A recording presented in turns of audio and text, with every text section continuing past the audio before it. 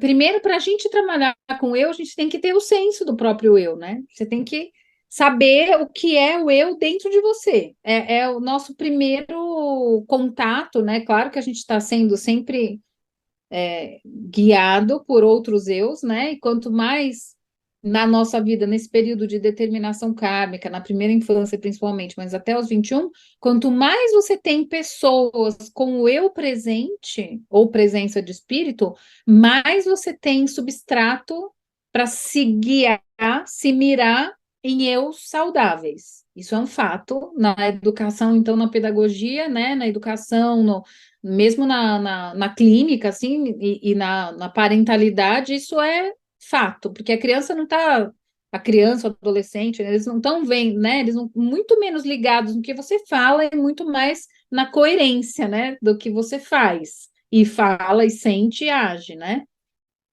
E aí a coerência entre pensar, sentir e agir é a presença do eu. Isso é um fato.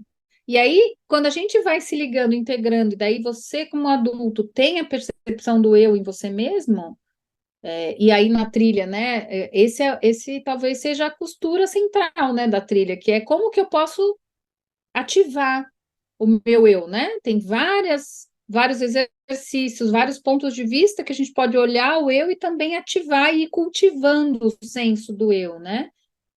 Mas aí a antroposofia fala que tem, além dos 5, são 12 sentidos, pelo menos.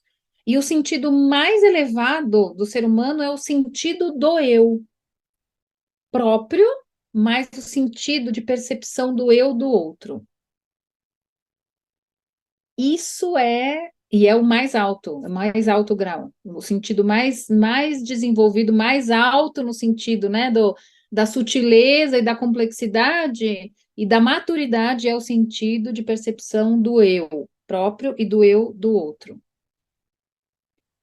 Isso é muito fino, né? Assim, é muito sutil mesmo. Lá na formação biográfica, a gente fez uma semana, cada vez da formação a gente treinava uma coisa, mas em uma semana lá a gente treinou o sentido do eu. E aí, para treinar o sentido do eu, a gente precisava se conectar com uma pessoa que você sorteava do grupo, não falava para ela, e ela também não falava para você, né, a outra pessoa, e você ia se conectar com o eu daquela pessoa durante uma semana. E a gente convivia uma semana. E daí, no final, eu precisava dar uma notícia para essa pessoa de como é que o eu dela se revelou para mim. E aí teve gente que fez pintura, poesia, música, texto, argila,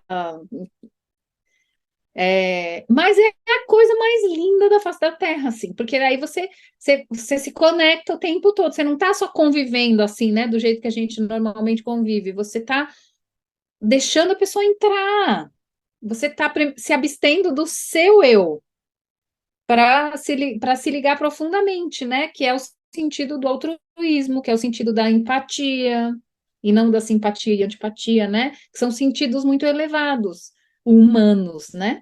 E aí, nas pessoas que estão doentes, nas crianças que o eu não está totalmente presente, nas pessoas que estão vulneráveis, nos idosos, ou na raiva profunda, nos conflitos, como que você continua se ligando ao eu do outro, né?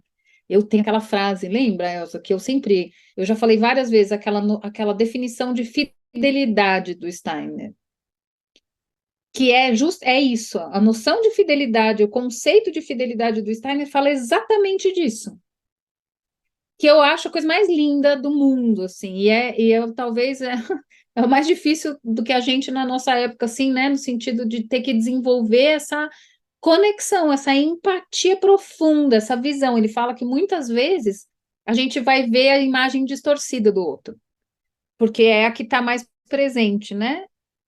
E talvez a gente não trabalhando em nós, é o que a gente vê com mais facilidade, a sombra, né? Mas ele fala: alguma vez você viu a imagem saudável do eu daquela pessoa, e é a essa imagem que você precisa se ligar. E se ligando assim a essa imagem do outro, preservando a imagem dentro de si, você pode ter forças de guardião, de anjo do outro. Ele falou: isso é a verdadeira fidelidade. Eu acho isso fantástico, assim.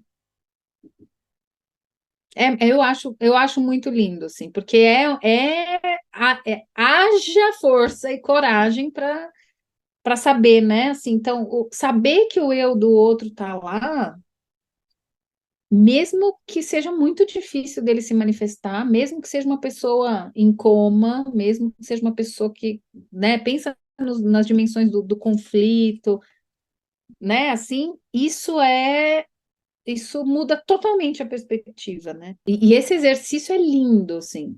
Ele é muito lindo. Ele é muito lindo. E só que ele é para fazer sempre, né? E fazer conosco, né? Assim, que é o mais difícil, né?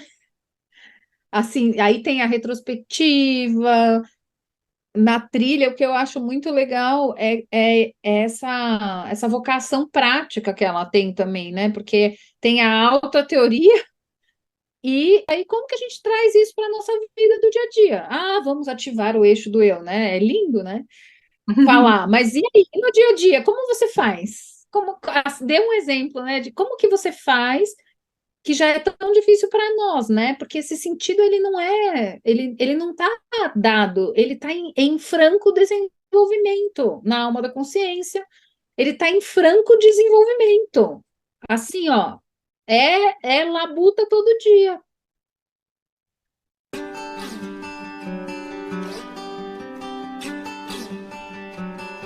Traz que a gente Tu lembra de recomeça, si. por favor, porque cada fala tua, cada mergulho é um flash, não, é cada fala tua é uma aula.